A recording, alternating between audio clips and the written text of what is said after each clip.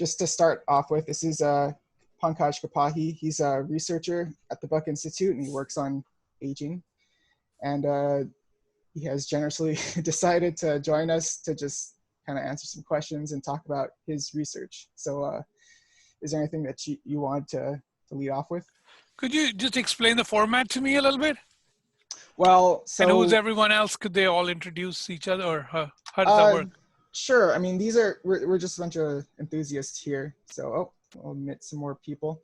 I think what's going to happen is I have a bunch of questions that I've got from the forum. So I have a list of questions that I'm going to ask you, and then I'll kind of open it up for questions from other people. And I guess everyone can introduce themselves if they want to. I'm going to go ahead and do you want to talk about yourself first, or? Oh yeah, so I'm faculty at the Buck Institute of Aging, and I've been there since 2005.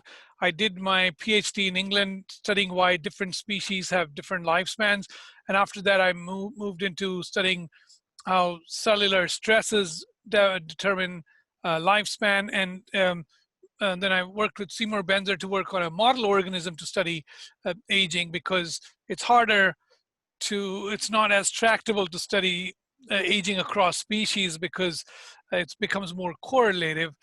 So to actually ask cause and effect questions, you need a model organism.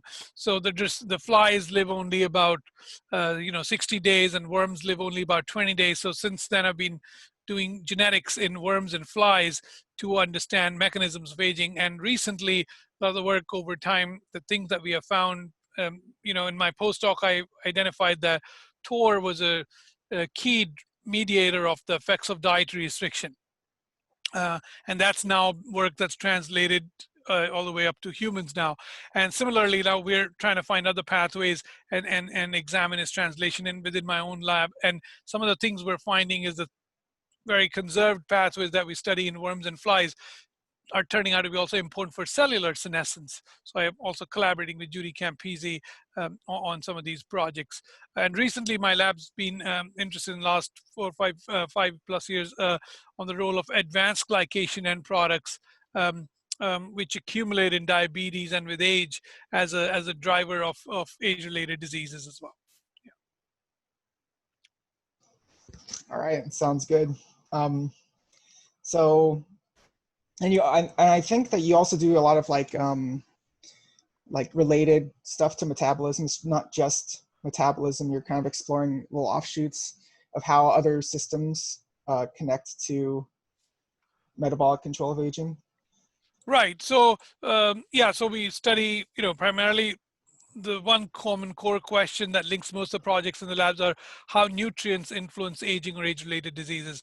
And as we get into that, like you said, we are getting to questions. For example, we're studying advanced glycation end products, but they are the result of they're byproducts of glycolysis. So that central pathway in metabolism, so how sugar is broken down. And what's very interesting is like how every cell that breaks down sugar has 6 carbon atoms, and you break it down into 2-3 carbon atoms. As you break that down, it ends up producing some byproducts which end up being more toxic. So one of them is a precursor of what are called advanced glycation end products. So those are creating lots of interesting downstream glycated products, which we're trying to study. So some of the questions have become sort of gather a life of their own, but some are very relevant to aging and neurodegeneration, but some we're finding are also important for fat metabolism. So we're trying to dig deeper into these questions about metabolism and sort of how that links with aging, because these products are known to accumulate with age. The glycated molecules accumulate with age, and in conditions of where metabolism is disrupted, like diabetes or obesity. All right. So with that being said, does anybody else want to introduce themselves, and this is optional for if you want to talk about like why you're interested in aging and why you're here today? I'm just going to open it up for a short. Okay. It's optional. Okay, so I'm going to start launching into, oh, sorry, what? No, just go for it. Okay. I'm going to start launching into some of the questions that came from users who are not currently here. Is that, everyone's okay with that? All right. So the first one is having more muscle mass and therefore higher calorie need a good or bad thing in your opinion?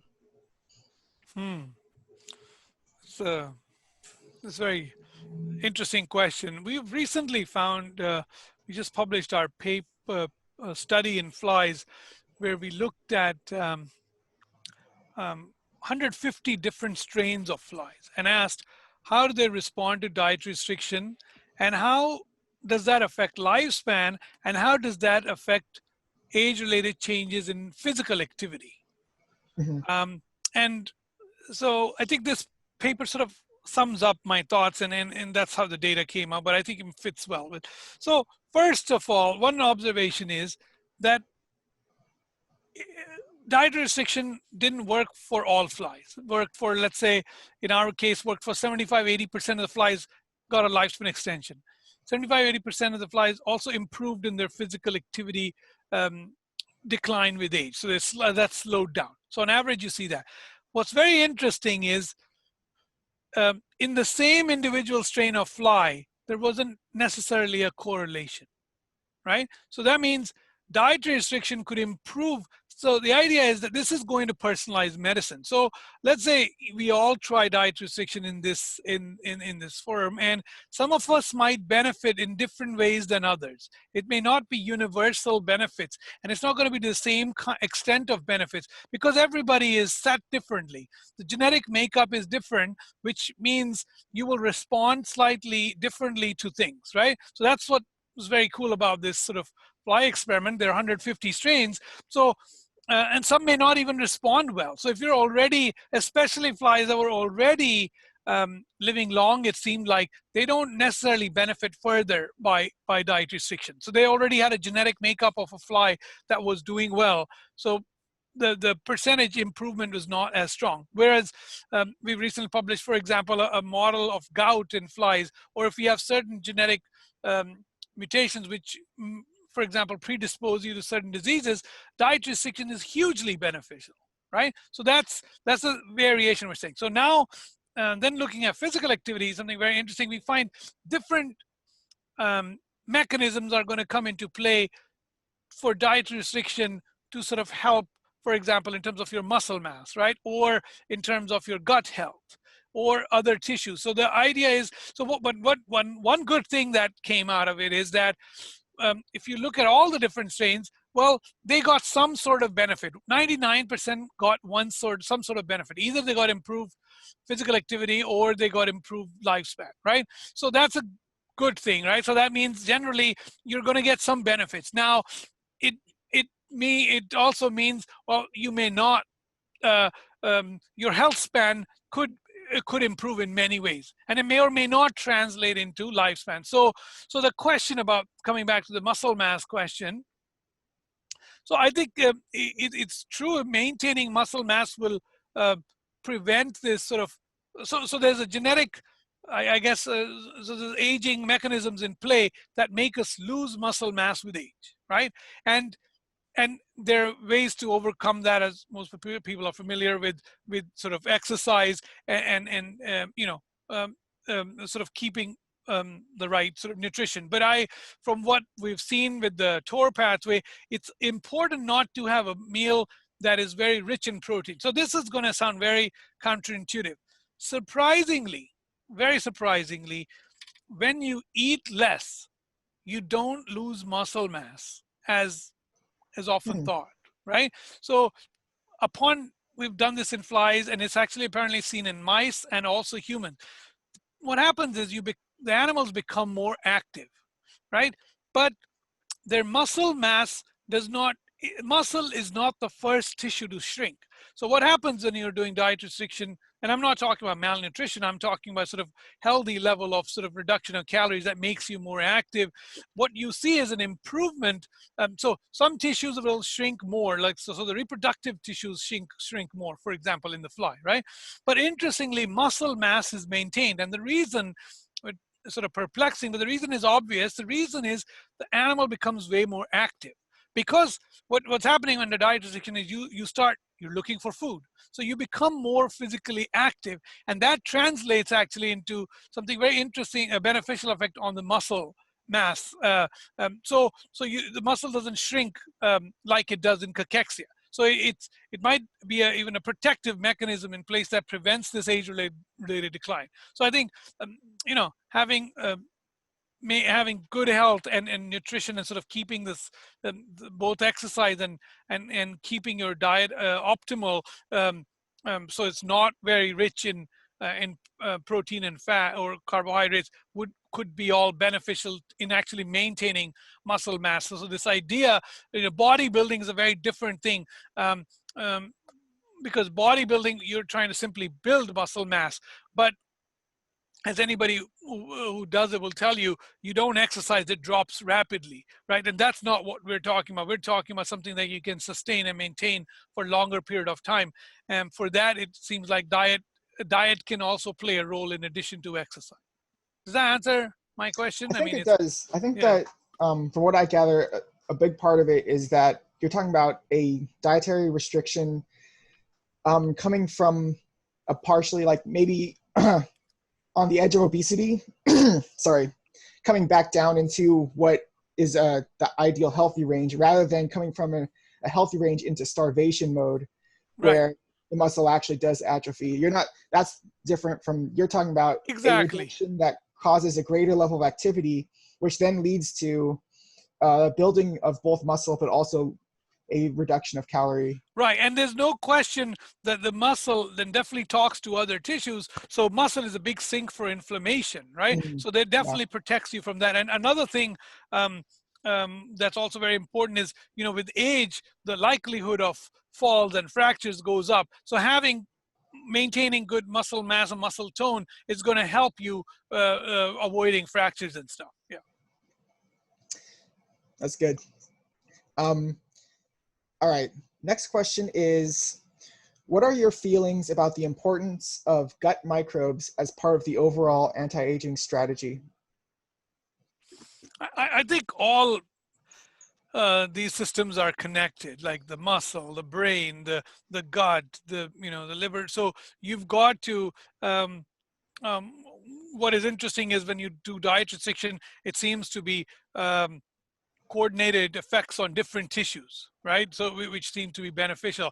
But definitely gut microbes are an important player, and there are significant changes. I speak more often about dietary restriction because that's an intervention that is low time restricted feeding. I think these are ways to sort of get these things going. Right now I don't think we're quite at the stage where we can simply just change the gut microbes and expect wonders. My point is that it's been shown to not be trivial to change gut microbiome unless you do lifestyle changes. By that I mean, for example, if you were to do a vegetarian diet, then you will see a shift in the microbes towards what would be beneficial microbes, right? But you can't just expect the microbes or take something and expect a change without change in other factors.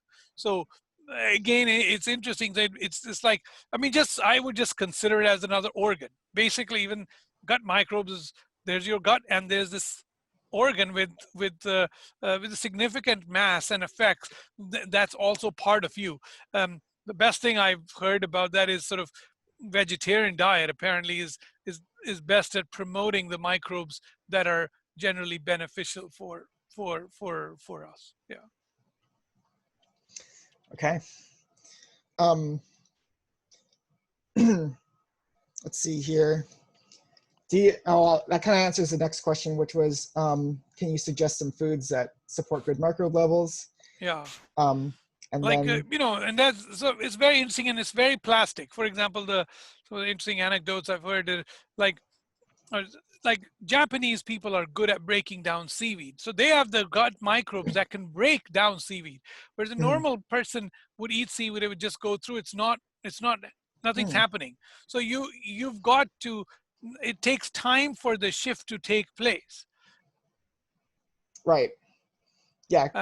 And gut microbes, this is another example. I don't want to mess it up right now, but I think it's a type of a rat species that's out there that uh, lives in a place where there's a lot of juniper trees, and it would die if it consumed that much juniper, apparently. But it has microbes in the gut that saves them. But what's important is because they can digest out and sort of make whatever less toxic. But my point is to keep the diet sort of, it's not one off. You can't feel good after just taking seaweed one time in a Right. month, right? You've got to keep it consistent so that the microbes have an opportunity to shift.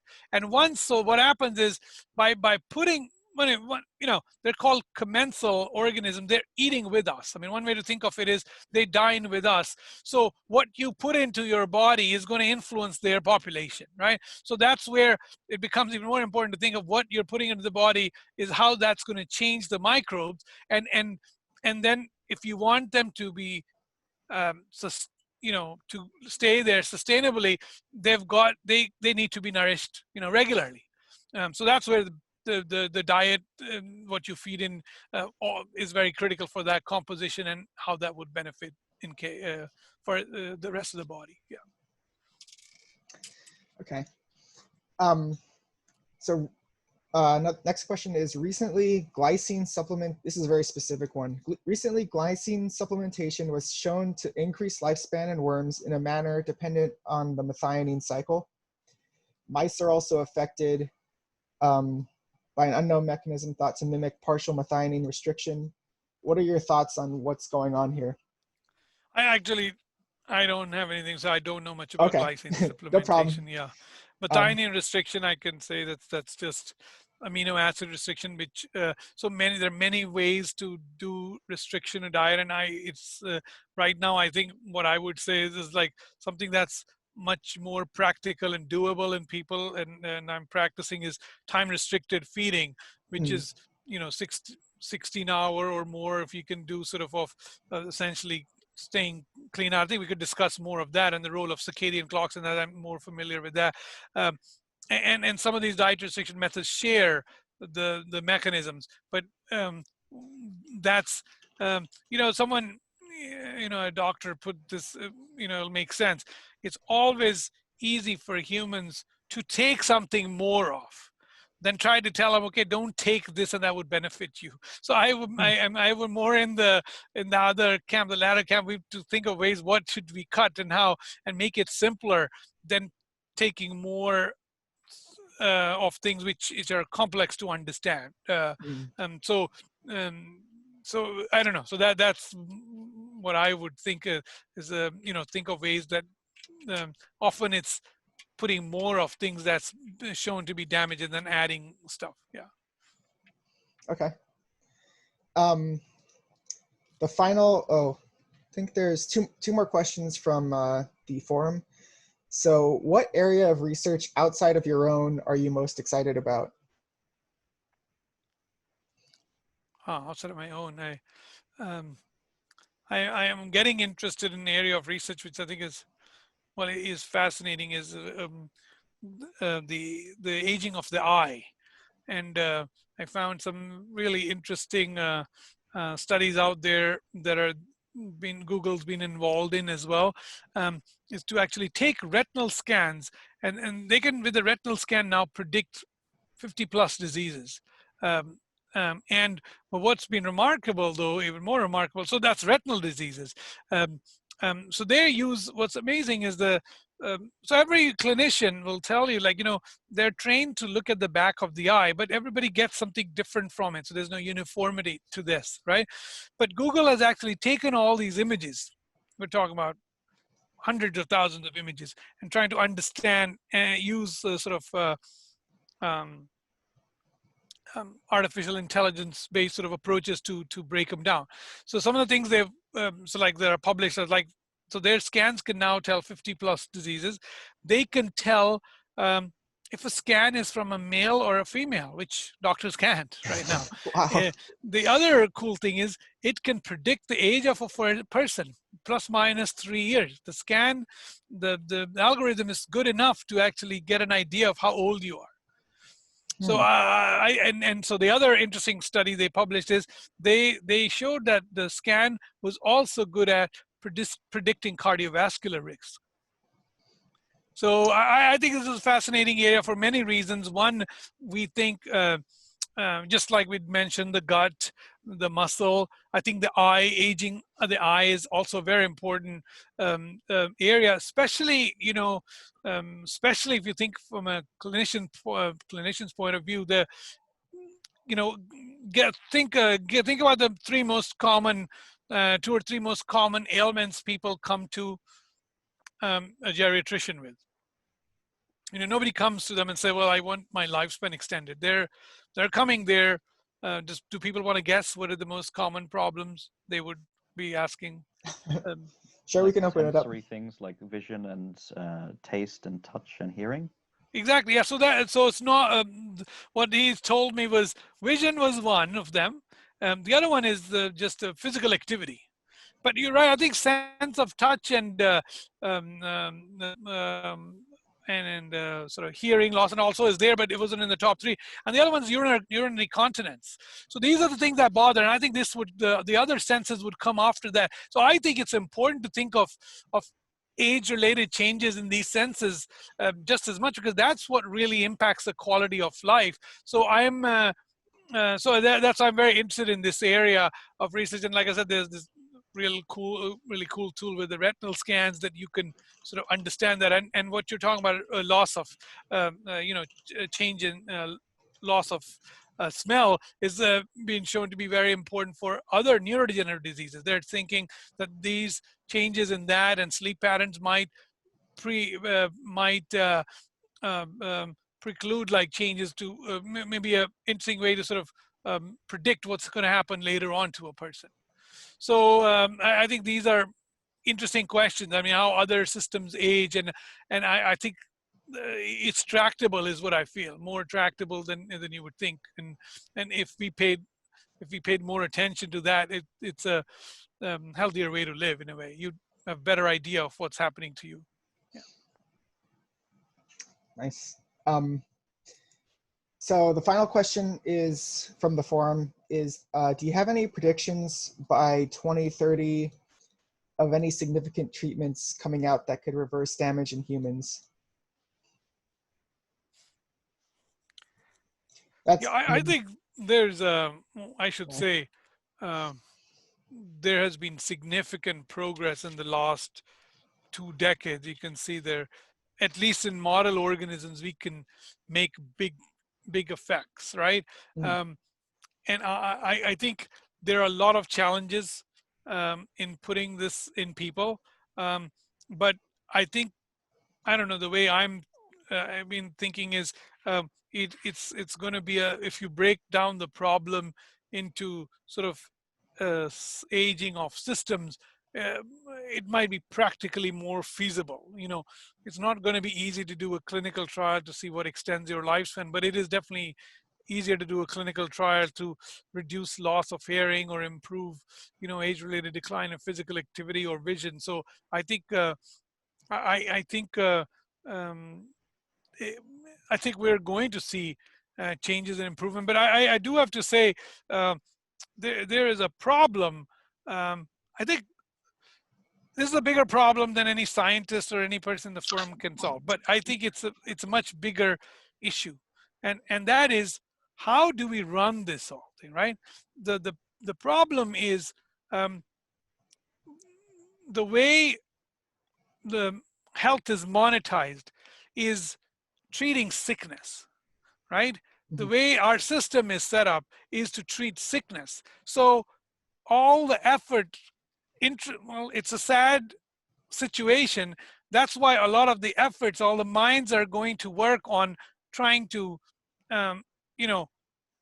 avoid, sort of, how should I say, I mean, I'm talking about both industry and academia and clinical work is geared around that. But if there was monetization for keeping people healthier, I think you would see a bigger change. So I actually I, I I think a policy change which which um, which rewards people getting healthier is going to be, you know, way more successful, and may Right. have a way more bigger impact in changing this. So if you want to see changes, I think that's the way to do it.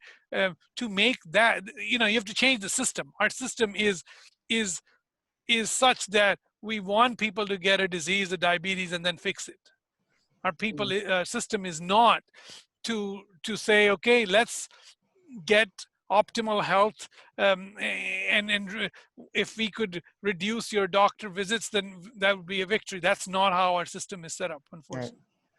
And unfortunately, the consequence of that is that's then how everybody would think, and that's how everybody's treating diseases as a result. So I don't know if that Yeah. much, but I think the people in this forum are different, because everyone here, and what we're talking about is, no, let's overcome the underlying cause and get a better health. But the problem is we're always, people in this camp are always going to be marginalized, because that's not how, even though that's the right thing for an individual, that's not how the collective is thinking. That's not how, how should I put it, the industry and everyone is thinking, right? So Yeah. there needs to be a shift in the thinking, and the practice of medicine, I feel.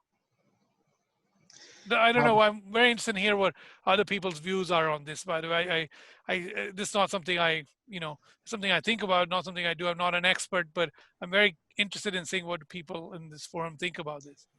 Yeah, sure. We can open it up right now for a little bit. If anybody has any other thoughts regarding the nature of how the healthcare system works.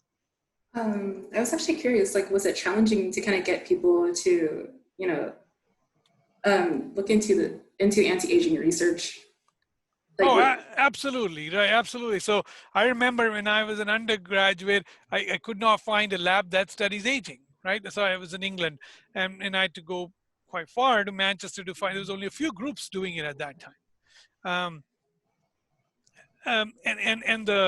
And the problem, and people often would laugh at you if you wanted to do that, and I think and also it comes with a lot of baggage, and I think it's just not being thought through carefully, that if you target that actually is to offset lots of other age-related diseases. That requires a more long-term thought, and that's not how, like I said, that's not how it's monetized, which creates a big problem. I mean, you're seeing right now the most, what's to say, interesting sort of example of how science is done right in front of our eyes with the COVID-19, right?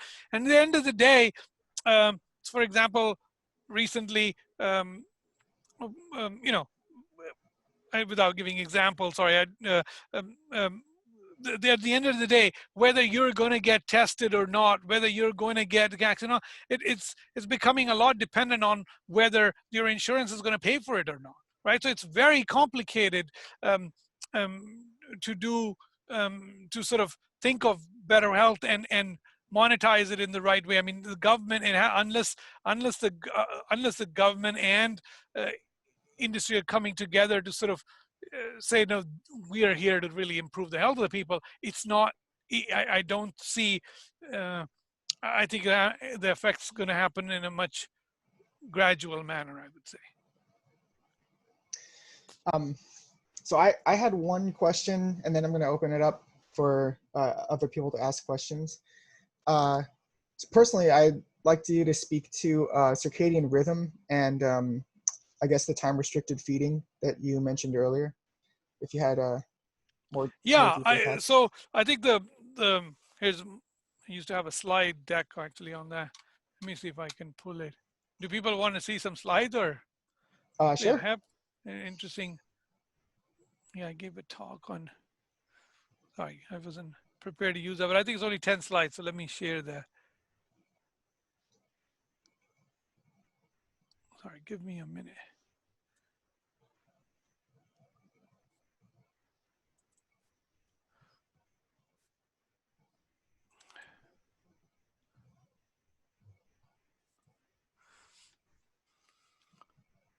You want me to share my screen? Can everyone see my screen, or is it most people are on the phone?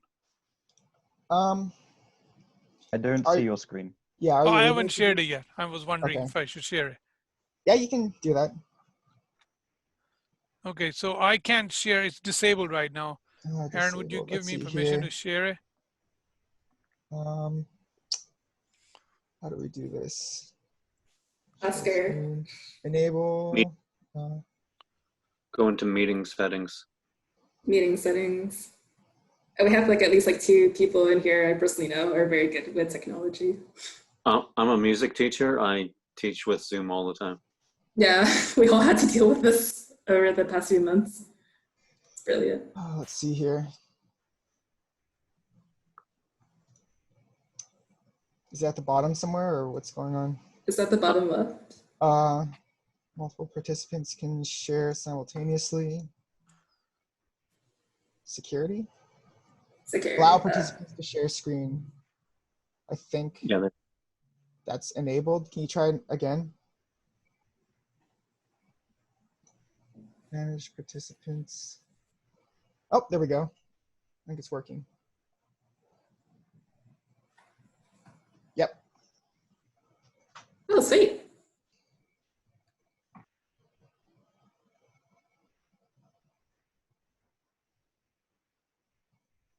All right.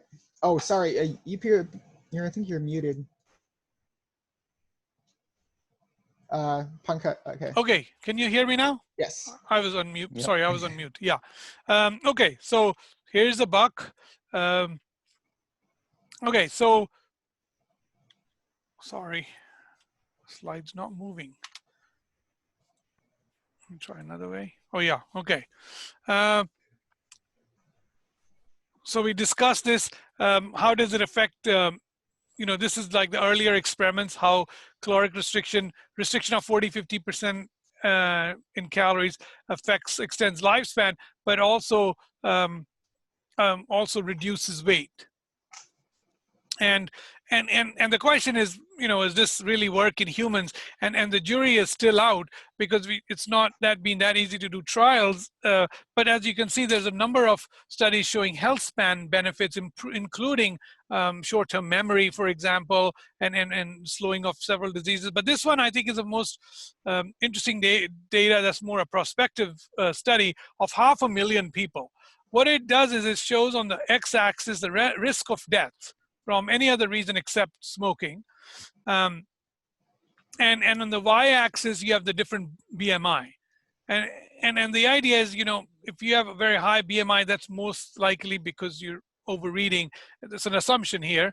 But if you take that assumption with some sort of grain of salt, I agree. But you can see as the BMI goes up, there's an optimal BMI between 20 to 25. And beyond that, you're essentially increasing your risk of death. Right. So I think in that sense, like I said, we don't, even though it's going to differ for individuals, there is definitely we have an idea of a ballpark where everyone's weight should be.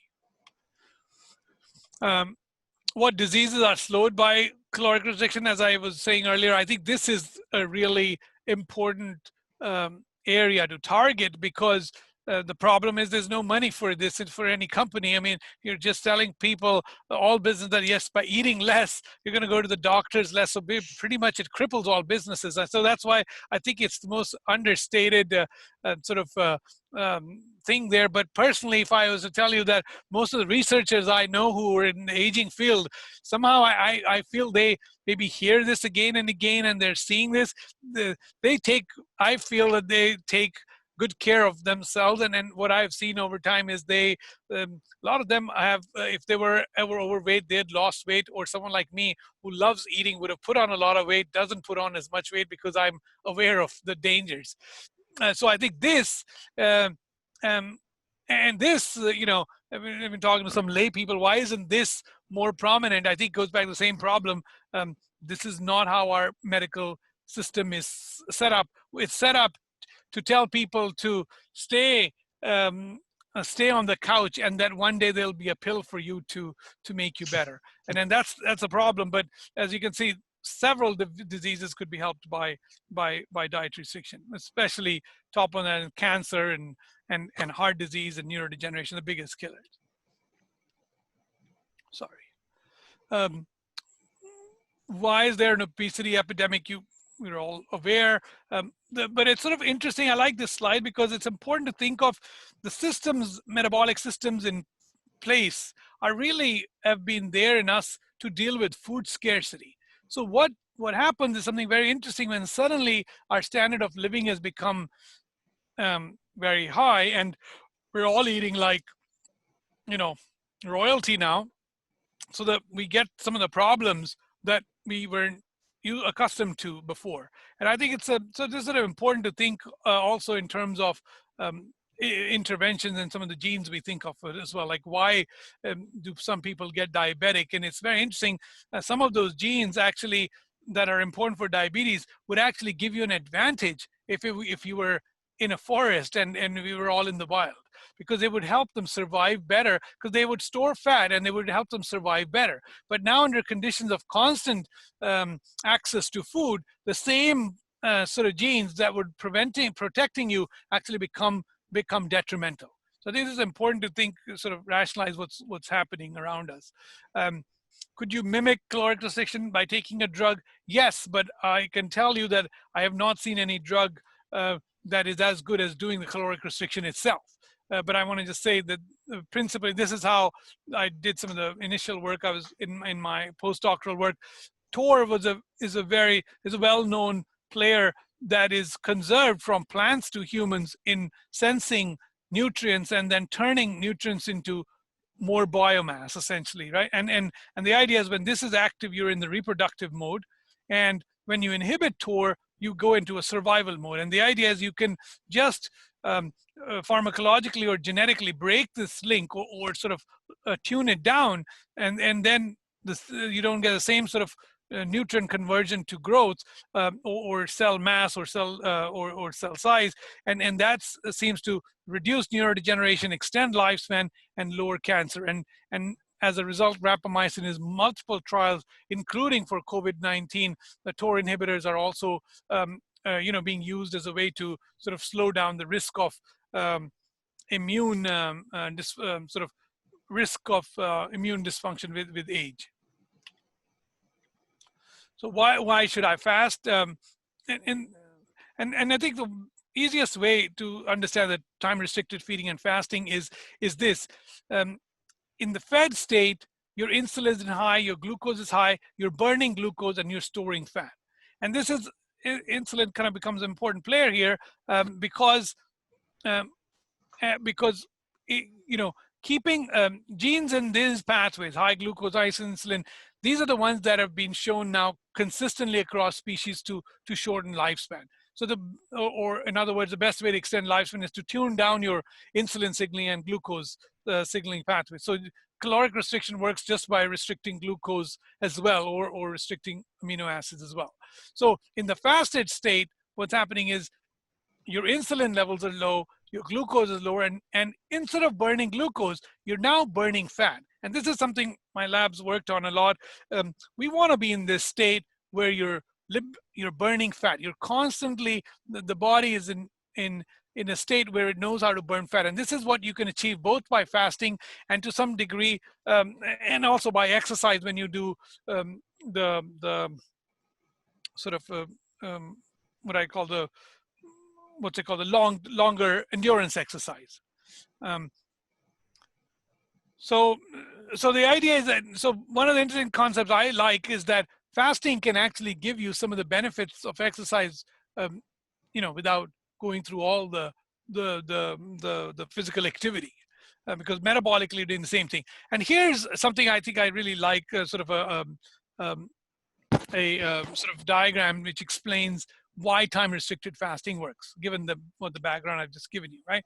So if a normal person, let's say, and this is what I was doing before I understood this research, you know, I was one of those people who said, oh, you have to have your breakfast. It's a very important part of the very important meal. So I'd have a big breakfast and a big, you know, lunch and then dinner. Socially, you end up having a good one. You know, we're taught to have 3 meals a day.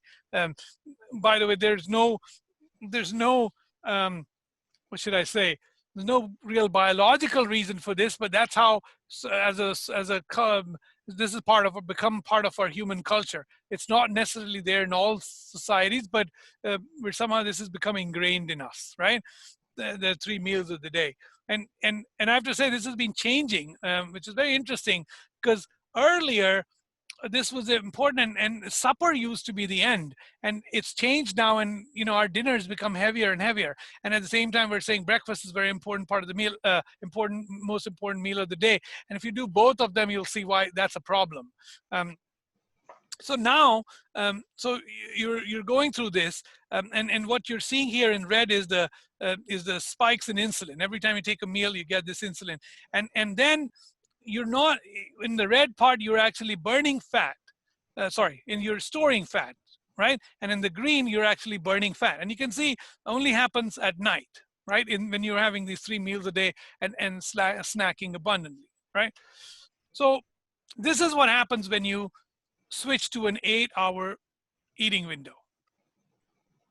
So, I mean, you can see very clearly that you've now simply, instead of having 12 hours of burning fat, you're giving your body 16 hours of burning fat. And that's a sizable shift, because you can see the increase. And one of the most interesting things that I've seen on this, I'll share in a second, is that these spikes, what is not correct about this diagram is the number of spikes are 2. That's true, by the way. But what is not true about this, this figure is that these spikes are actually lower when you are doing time-restricted feeding, which has been a really interesting research showing that what happens is your body becomes more sensitive to insulin, which means you need to secrete less insulin to put away the sugar and the fat for storage. And that's a really interesting point to make, because you would think, well, I'm eating, you know, you have to eat a little more, and this might be harder. But so that there's actual data saying that, showing that the insulin sensitivity will reduce these insulin spikes as well. And secondly, another interesting aspect of all this is it's not easy to eat the same number of calories if you're given an 8-hour window. And that's also easier, practically becomes very useful, because it's very hard to tell people, okay, go eat, you know, you'll live longer if you eat less, because it's not that easy for us to you know, eat let's say 1,500 calories or less calories. But if I was to just say to you, just delay your breakfast to, you know, what I do is like 10 a.m. That's much easier. Instead of eating at like 7, 8 when I was eating normally, I'm eating at 10, and my dinner is at 6. That's a much easier switch to make. And one of the interesting effects of that is you end up consuming less calories as well. So you become more insulin sensitive. So that's one of the things I found, you know, which was sort of really what should I say, a real a joy to have. Is like, you know, when we were younger, you could eat as much as you want, right? And you didn't feel much. So I got that feeling back when I was doing time restricted feeding, because you had become more insulin sensitive. I was able to digest meals better. It felt a lot better than when I was eating 3 or more meals a day. So that's another advantage of this whole insulin sensitivity sort of translates into improved gut health. The reason this is very important for gut health and how it connects with circadian rhythms is this time when you're burning fat, right? A lot of the clock and circadian clocks are driven not only by light, but also by food. What you're doing is you're giving your body a chance to repair. So the gut, for example, let's take the gut as a system. It's very important. Then the gut, when it senses food, it's a signal for it to start burning food, essentially, right? Or start becoming metabolically active. You just woken up the gut to do its work. Now, if you delayed that and gave it more extra time to sort of rest, it's going to translate into improved gut health, and that's what the evidence shows. Not only do you reverse diabetes, in many cases reduce weight loss, but you're getting improved gut function as well. And I don't know the data with gut microbes, but I think it's coming. People are measuring that as well, and you can imagine this only being good for the body. Right. Because it's like, it's hard to repair something when it's in use. So you gotta Exactly. allow it to shut down, and then Right. it can do the regenerative cycle. Exactly. And we've published this on the intestinal permeability. On this, the gut cells have to work so much that they're turning over every 3 days. So there's a lot of toxicity that builds up, and the gut tries to replenish itself, right? And what happens is there's more cellular damage and more apoptosis. We found that when the animals were on diet restriction, it led to reduced what's called leaky gut phenotype, because the repair was efficient, and so we expect. I think it's been something similar like that's been seen in mice as well. Now, I haven't seen the human data, but you expect something like that in humans as well. And this is the more what's called a warrior diet, where you only eat once a day and you try to eat in a 4-hour period. Some people who can do this, they benefit from this as well. And this is something, I want to say something very interesting here. Something I saw in some people have no problem doing 4-hour, the Spartan diet. And interestingly, I found that some of them were actually from a family history of diabetes. And so I want to go back to that diagram. Think here. What happened at that time, right? There were people, we were designed to sort of deal with food scarcity, and the way we did that was by storing fat, right?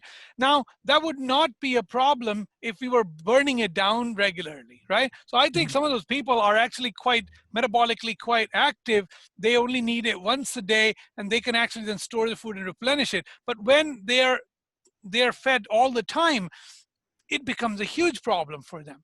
So they could actually really benefit by the time restricted fasting, and it actually turns out it's a lot easier than it's fasting is made out to be, because the urge. I think I don't know as much about the neuroanatomy, the neuroendocrine signaling, but the other thing I suspect what's happening is the way your brain sort of controls satiety is very different in these conditions. What's happening so one thing to remember is imagine when you are in a fasted state, your brain shuts off, and you're not actually thinking about food because your body is searching for food. Your memory improves, your attention improves, and you're searching for food. As soon as you get food, what happens is a chain of events starts taking place where it's saying, okay, there's food around, go get all the food. Right, so it's liberating hormones that would promote essentially feeding. So what's interesting in this condition, that's why I think this condition is very important. Sort of benefits. You're actually switching off all those systems that tell you to grow and be anabolic, and instead, the body is in a much more sort of calmer sort of state of sort of survival, and that's why I think it ends up benefiting you more. So it's a lot easier to think of this in a 24-hour window than previously, where a lot of caloric restriction studies were done, and people were made to think, well, you have to sort of essentially look very you have to be very calorie depleted to get the effects. Yeah. Right, you don't need to. I mean, this is what this new findings are, so the other thing is, like I said, practically, this is a lot easier for people to do than reduce total calories. The timing matters a lot, and so that's, I think, a lot of. I'm happy to answer any more questions on this in the clocks.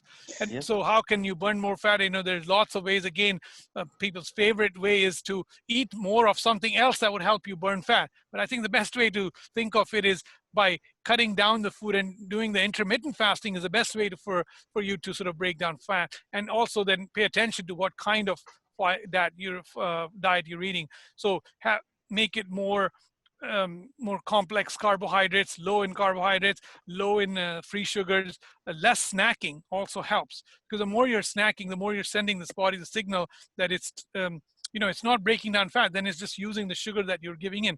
Another thing I realized, again, something I did as a habit, you eat before you exercise. People think, oh, I'll last longer, but turns out if you were to not eat before you exercise, let's say, you're going to get more benefit out of your workout, because you're going to burn down the fat. Because if you eat, then you're going to spend a lot of time just first dealing with that sugar load that you just gave it, right? So it's not going to access the fat till it's done with all the food. So that's it's important to think of the snack and eating before exercise. Another one is increasing dietary fiber. That's a very interesting thing. Also, sort of keeps the body in a low glycemic state. And exercise and fasting already talked about. So this is the question about, can you exercise during fasting? Yes, I think, and like I said, so what we found previously was both fasting and exercise have one similar change. So we found that in flies, when they're fasting, they get the changes in the muscle like that of a marathon runner. So something very interesting happens. So this is the muscle. What you see is the muscle actually gets packed with fat and mitochondria. So, and the difference is, in an obese person, it gets packed with fat, but there are no mitochondria to burn it because they're not burning it, right? So you end up having a fatty muscle, but it's really, it's not being broken down. Whereas in consider of the birds that are long-lived and migrate for thousands of miles.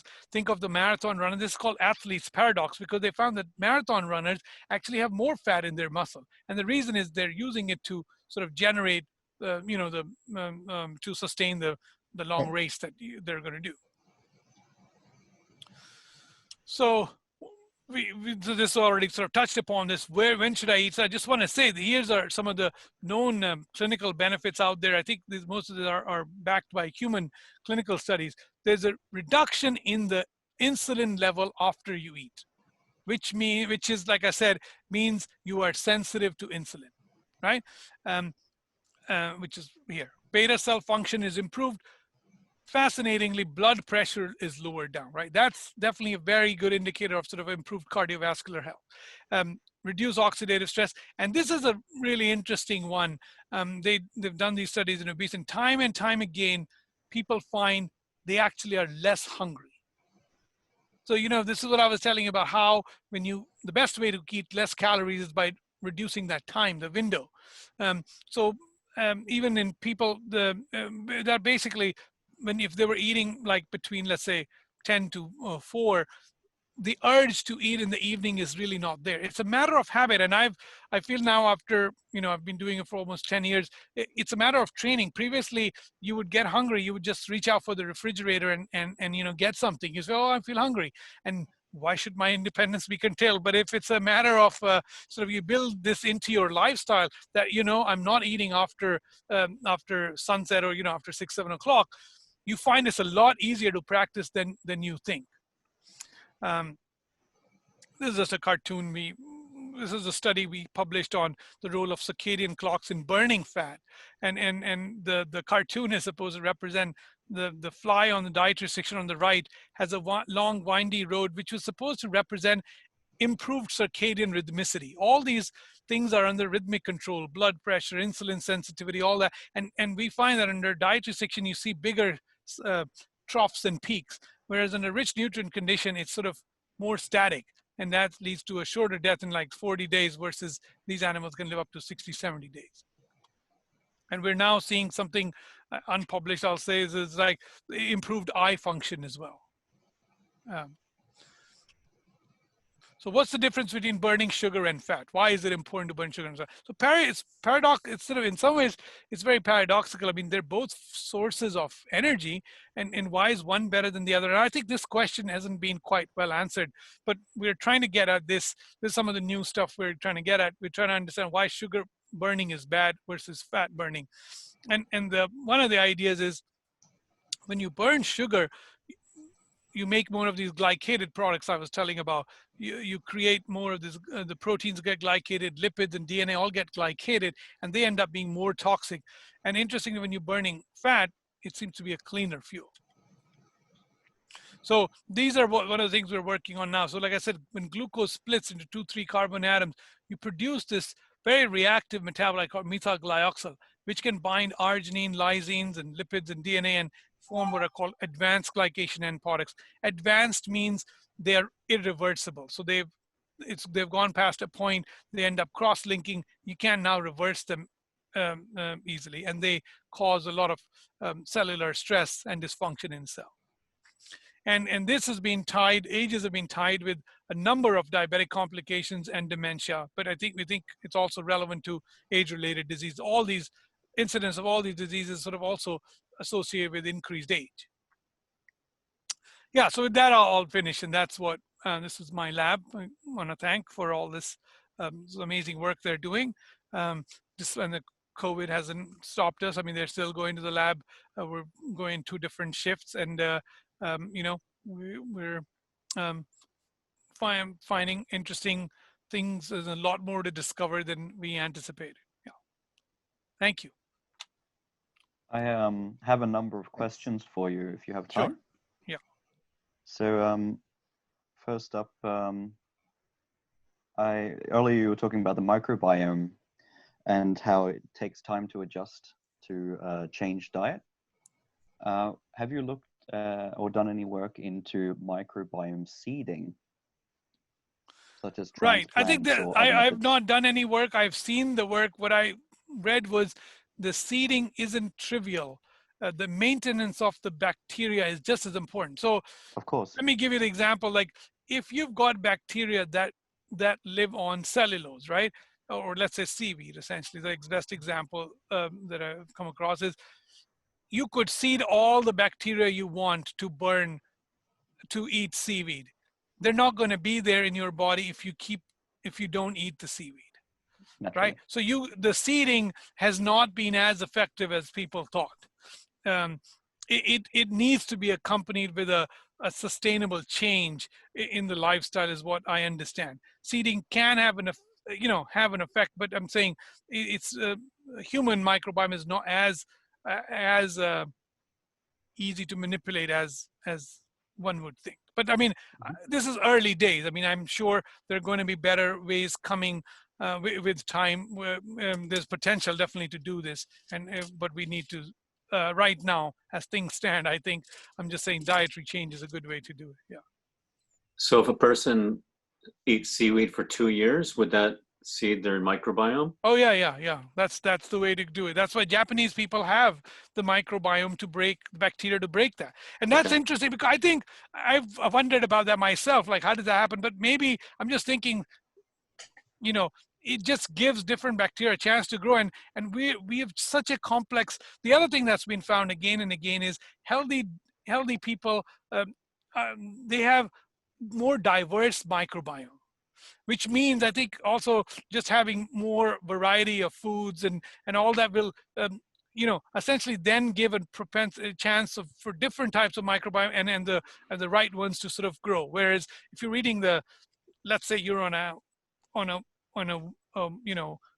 wheat, a white wheat and a meat diet consistent consistently, then you're not really giving an opportunity to have a variety for the microbiome. Yeah. Okay. Any other questions someone else has? Okay. A question about same topic. So if I assume that what you're saying is that like if someone has a particular diet when they're a child until they're say fully grown, does that affect their ability to eat certain foods their entire life, or can you change? No, I mean, I'm not an expert, I want to say, but all I'm saying is that it can be changed. I'm just saying you need to introduce the foods in regularly into the diet, right?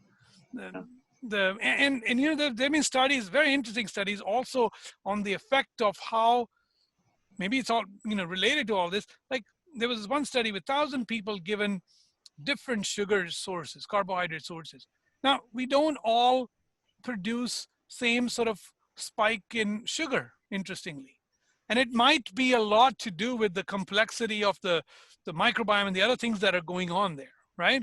But it's sort of a, I think it's an interesting area of research you need to understand, but it's kind of,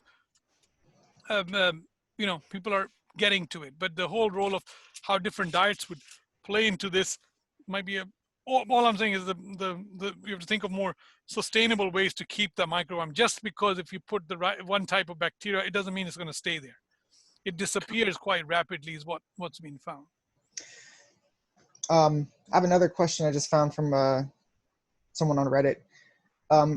You mentioned earlier about the advocacy and this nature of the medical system being off kilter, is a good word. Is there some kind of coordinated strategy being formed either at the Buck Institute or amongst other researchers that you know to try to counteract this or to create some kind of a no, not to my knowledge. I think this Okay. requires a big change at the level of policy and health and you know, and I think it's got to start at grassroots levels. It's got to start at you know, first the realization people should be taking care. I mean, taking health, it should be a priority, right? With all the I mean, this is a question I think more about the politics and the voters, and it's many layers to this question. Right. So, but I'm not aware of you know, things being done. I mean, for example, I remember when Michelle Obama started this move.org thing, which was just keeping people healthy by increasing physical activity. I mean, that was a positive step in that direction. And then, you know, prevention's better than cure sort of mantra has been sort of thrown out of the window essentially. But that's what, I mean, it needs to come from I think the policymakers, and which means it needs to come from the people who elect these people. Yeah. And then do you see COVID-19 as an this is another question. How do you see COVID-19 as an opportunity to capitalize on the public's current acute awareness of having the elderly particularly susceptible to mortality, and how the aging biology field can potentially do something about immunosenescence?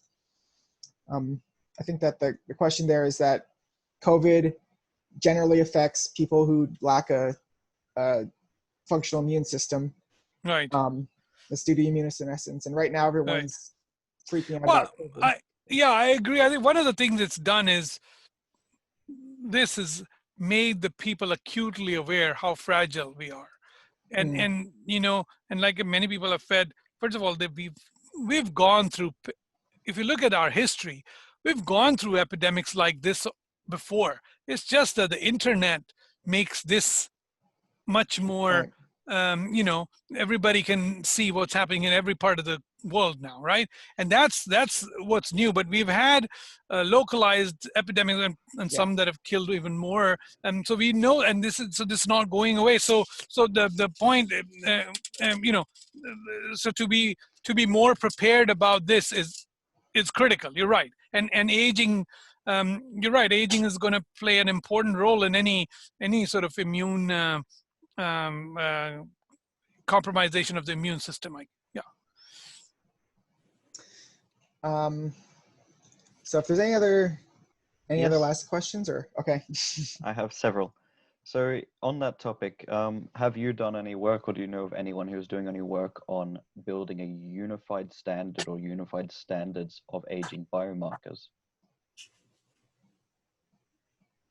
Yeah, I think that's sorry, I am hesitating to respond to that because I'm not convinced myself there how easy will it be to find unified biomarkers. I do think people age differently, and one of the things we're learning from personalized medicine and all these things is that there is uniqueness to our aging patterns as well, right? When you average things, it might look like things are falling apart, but you know, for example, I was to say right now, give me one feature that is there amongst older people. There isn't one. Graying of hair is not the, to the eye it might look like, but that's not at all a universal sort of aging feature. Many people can have really no problem with their hair and still pass away, right? And cognition again, and I know physical frailty. Some people are cognitively all there, but physically. So we're actually beginning to appreciate the variation in changes with age is quite a big thing. Like I said, the study that we did with 150 strains, I was totally surprised that there was very little correlation between the age-related decline in activity and how long they lived. So Okay. I'm, but I think a lot of work is going on, and now it's more and more possible with the data analysis that there in terms of RNA-seq data and the metabolomics. So there's a lot of omic approaches going on. But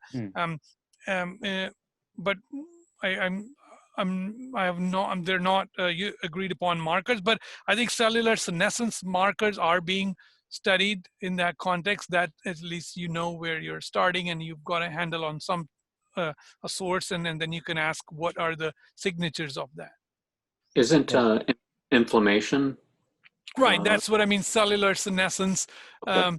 which causes inflammation release of pro-inflammatory markers. That's one of the things that is being targeted. But again, it's so complex, and every tissue has its own inflammatory marker, and a lot needs to be understood for that. And also, it's also believed to be non-specific. I mean, like your IL-6 and all that goes up, but it goes up to many things, right? It goes up even in response to exercise, for example. But even though that sometimes, there's short-term inflammation, there's chronic inflammation. So I think a lot more questions remain in that area as well. I heard that one of the areas in Japan where there's like 60,000 centenarians, but there's only 400 people that make it to 110. And they said that one of the differences between the people who make it to 100 and the people who make it to 110 is their immune system. Right. I can imagine that. Yeah, the immune system. Yeah, I think there's a lot of research going into this, and it's one of the. Cellular senescence is one of the exciting areas of research right now in the aging field, and there's very concerted effort in that area. Yeah. Because that's a huge difference, 60,000 to 400. Right. Yeah. I have a further follow-on for that. It seems very obvious to me, and has for years, that the field of the medical industry has completely inadequate goals, as you said before. Most innovation seems to be private, proactive, preventative medicine. And I think that, and I would ask for your opinion on this, that the field needs a proof of concept that can prove the potential economic gain for countries in order for socialized medicine or government-funded medicine to fund further developments. Yeah, no, you're right, and I think the case has been made for aging, and I think, well, I don't deal with such questions, but I think there is data out there, and there's also data out there that countries that are spending more money per capita are definitely don't have healthier people. I mean, there's also good data on that, right? U.S. does not rank well in terms of mortality and morbidity with age, and many other countries seem to be doing better. Yeah, so as an example, yeah. All right. Sorry. Yeah. I'd just say that maybe there being some biomarkers that can be agreed on in the field to measure would be a major step towards. Well, first of all, agreed on. First of all, they have to exist. Yeah. Like I said, different people age differently. One could be aging due to sarcopenia, an effective muscle, and another could be cognitive decline. The markers are going to be very different. Every cell is going to make different markers. I'm not sure. I'd like to see, but I'm not sure. I think methylation clock is out there. The people are trying to study, but we'll have to see. Yeah.